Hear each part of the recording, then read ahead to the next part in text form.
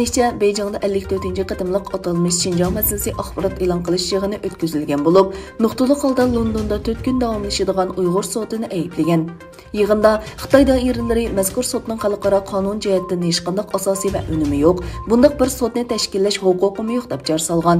Ular yana Uyg'ur sotiga qarshi japlab, mazkur sot Xitoyga qarshi mutaxassis va advokatlarni, artistlarni yig'ib kelib, Xitoyga qarshi surkashni maqsad qilgan. Bu Amerika va G'arb davlatlaridagi Xitoyga qarshi kuchlarning siyosiy pechkisi deb bijirilgan.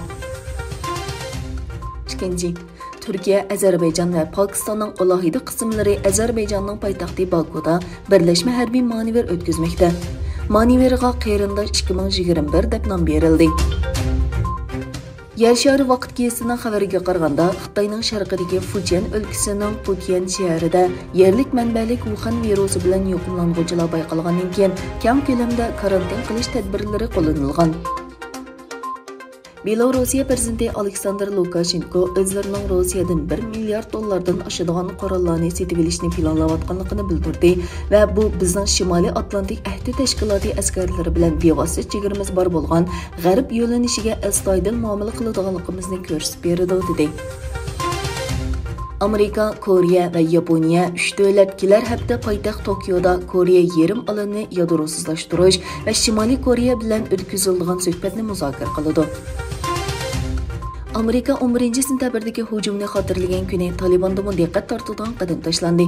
Talibanlar bayrog'ini poytaxtdagi prezident mahkamasiga qadab, 11-sentabr hujumining xotir kunida Afg'onistonda hokimiyat yurgizganligini e'lon qildi. Turkiyada hokimiyat yurgizayotgan Adolat va taraqqiyot partiyasi, ya'ni Oq partiyaning muavin raisi Noman Qurtulmush boshchiligidagi bir hay'at O'zbekistonda ziyoratda bo'lmoqda. Vakillar o'maki O'zbekiston prezidenti Shavkat Mirziyoyev bilan ko'rishdi.